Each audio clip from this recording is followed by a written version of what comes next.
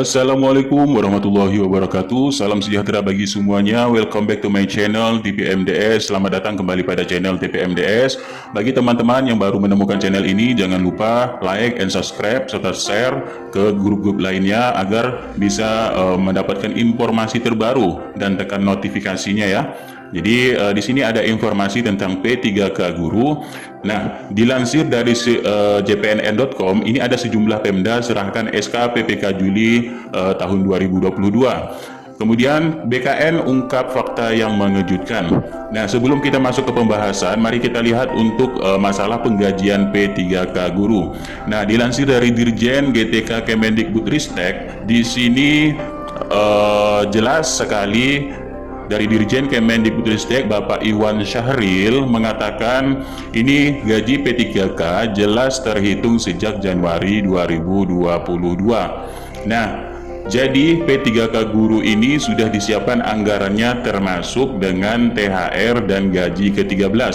Jadi penggajian terhitung Januari 2022. Nah, benar sekali ini menurut dari Kementerian Keuangan Negara ya, ini menegaskan juga anggaran gaji untuk honorer yang lulus P3K ini sudah disiapkan sebesar 1,46 triliun. Ini sudah termasuk ke dalam dana alokasi umum atau DAU untuk tahun 2021. Ini lebih jelasnya yaitu tentang yang tahap 1 dan tahap 2 ya. Jadi penggajiannya masih di tahun 2021. Nah, kita lihat lagi di sini yaitu dilansir dari jpnn.com mengatakan di sini adalah untuk jadwal penyerahan SK PKP 3K tahun 2022 ini memang oleh Pemda masing-masing ya. Jadi Pemda ini sangat beragam sekali untuk penjadwalan penyerahan SK P3K-nya.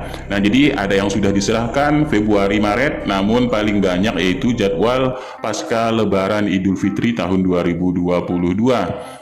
Nah, jadi menanggapi hal tersebut memang pasti mengecewakan bagi seluruh para guru honorer yang sudah lulus seleksi P3K. Nah, menurut dari DPP Forum Non Kategori 2 Indonesia FHNK2I Raden Sutopo Yuwono, ini yang selalu memperjuangkan guru-guru honorer ya, forum guru honorer.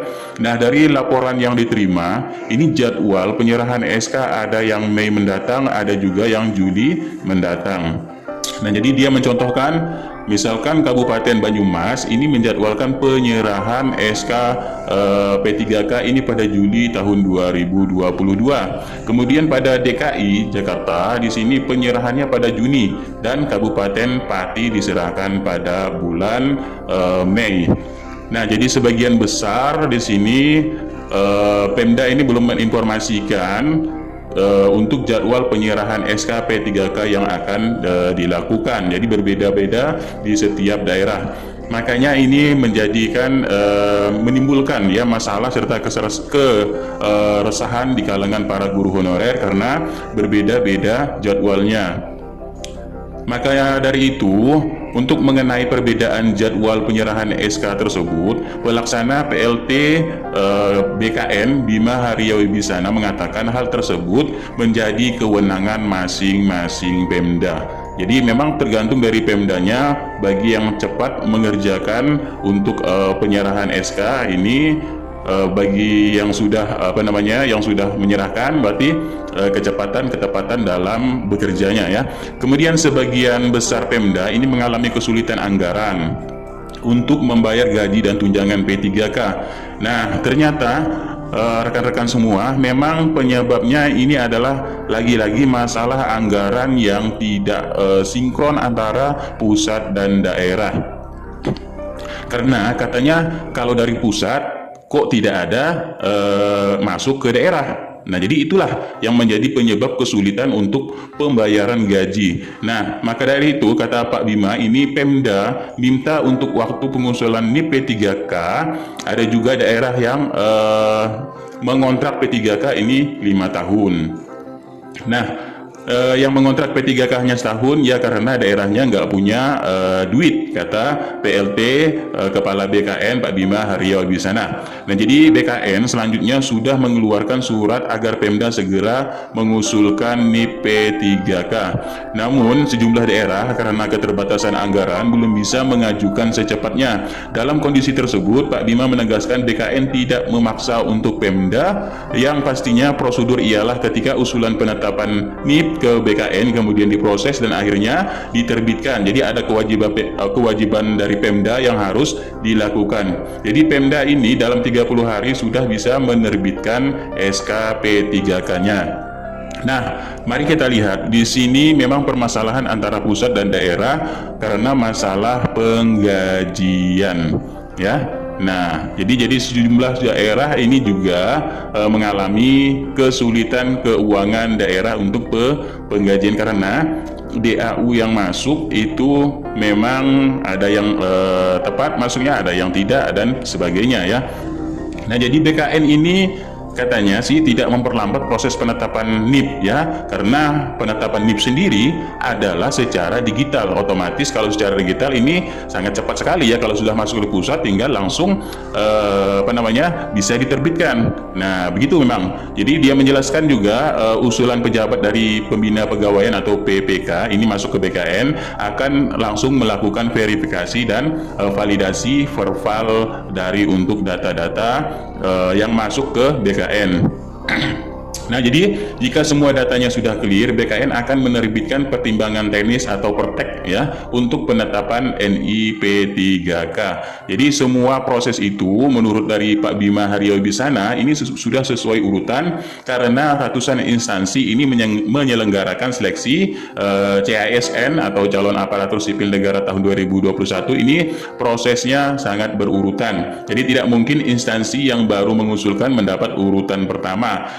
Seperti itu ya biasa kalau giliran kalau sudah mengajukan paling dulu ya itu yang akan didahulukan. Nah, jadi pada prinsipnya BKN akan mengerjakan sesuai usulan yang masuk. Jadi semua serba digital ya. Jadi tidak ada katanya ini rekayasa. Nah, memang pada intinya ini adalah masalah kepada Pemda yang masih bingung akan gaji P3K guru ini bagaimana. Karena di sini adalah P3K ini jenis barang baru bagi Pemda ya. Barang baru dalam artian karena merekrut semua P3K. Nah, otomatis Pemda ini akan mempelajarinya lebih jauh ya, tidak bisa sembarangan nanti langsung dikerjakan ini ya, nanti ke depan itu bagaimana ya, karena untuk ASN ini otomatis akan berlanjut ke depannya. Nah, seperti itu. Oke, selain dari untuk penetapan NIP yang masih karut-marut di sini, ada juga berita baiknya yaitu tentang bagaimana untuk penerbitan penggajian P3K.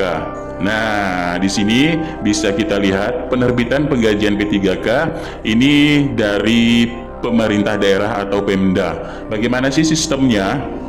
Nah, untuk teknis penggajian sendiri di sini, pertama ini harus memiliki TMT SK pengangkatan per tanggal 1 Februari 2022. Nah, sesuai dengan hal tadi ya, ini memang sesuai dengan Pemdanya masing-masing.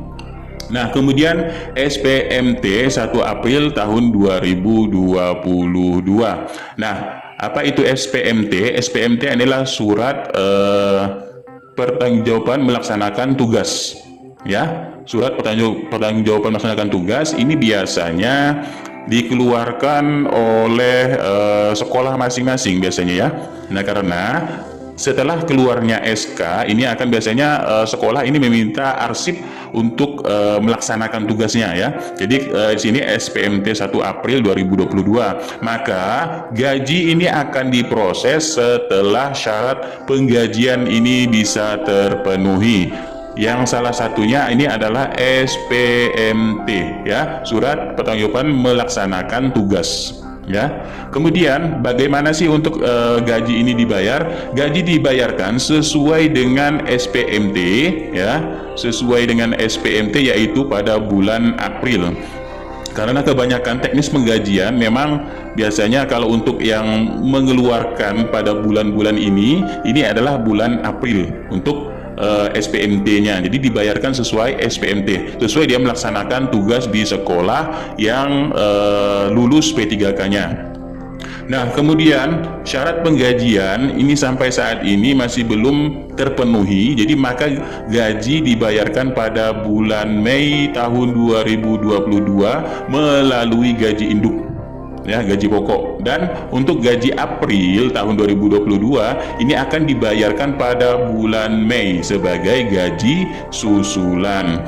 Nah, kemudian syarat penggajian ini dikumpul di pengurus gaji, yaitu di SKPD. Jadi SKPD di daerah ini dikumpulkan untuk syarat penggajian dan disampaikan ke BPKAD paling lambat ini 10 April tahun 2022 untuk diproses perekaman dan SIM gaji dan percetakan daftar gaji bulan Mei. Nah, ini adalah untuk teknis penggajian yang SK-nya per 1 Februari tahun 2022.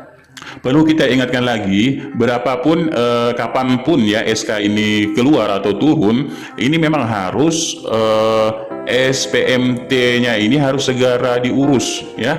Nah, segera diurus, kemudian nanti dari Dinas Pendidikan Daerah ini akan bisa mengeluarkan gajinya. Jadi syarat-syarat untuk gaji dikeluarkan adalah memang keluarnya SPMT per berapa dia keluarnya. Itulah syarat untuk bisa dikeluarkan gaji dari P3K guru tahun 2022.